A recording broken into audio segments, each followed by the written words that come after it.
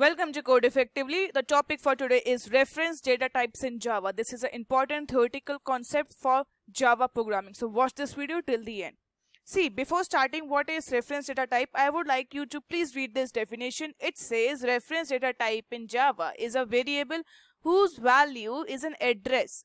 What does this statement means? Let me clarify you. Let's say, for example, if I have taken int I is equals to, let's say, 5. See, okay. But what does this means? That here the variable I has been initialized to the value 5. We know that this value is going to be stored in I.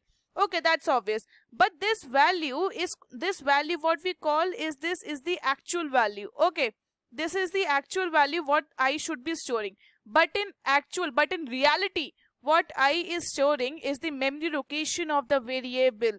Okay, it is storing the location. It is storing the location value of this variable. Like, for example, this is my computer memory.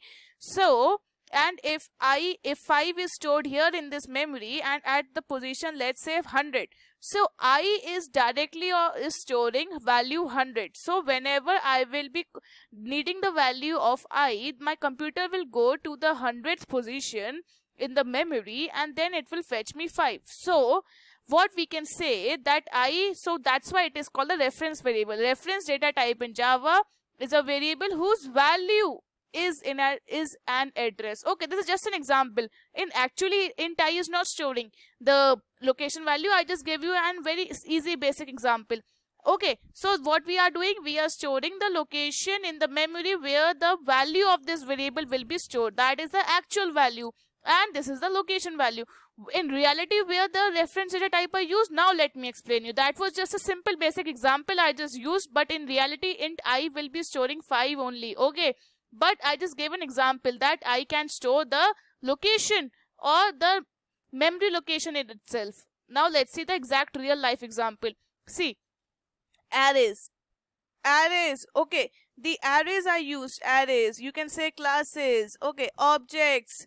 These all are used in reference data type. Okay, what does array means? That array and these are used. See, arrays could be containing the location instead of the data value, because we know, like I have declared an array of size 4. Okay, let's say int A. So see, int A won't be containing all the 4 values. It's impossible for int A to store all the values. So what it will store? It will store the starting address of this.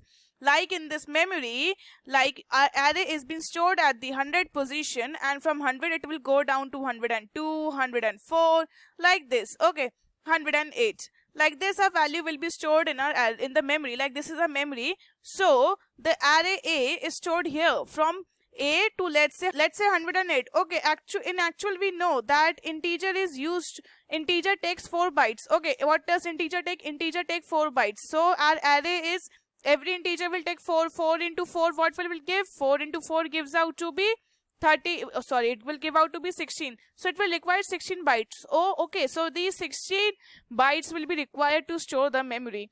Okay, so we will be taking around 16 bytes. So like there, it will be continued. So now what we will do, we can't store everything in A. So we store the starting address. So our array of int A will be storing the starting address. And when whenever in for loop or in anything, we reference to in this array. Let's say this is my array A, and if I call like sopln A at I. Okay, if I want to display. So what it will go? It will go to the first final position that is stored. That A will be storing the initial starting position of array, that is 100. Okay, so it will go to the memory 100 position and it will keep on storing, and it will check.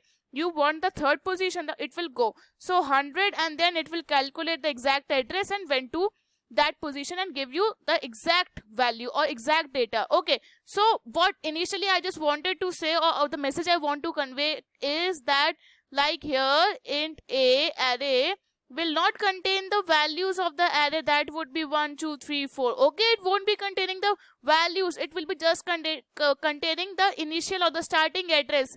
Okay, it will be containing the starting address of the array, so that whenever you will perform any action on this array, it will go into the memory or to the initial position, and then it will calculate to whichever data or whatever data position you want to fetch. Okay, that's the basic example.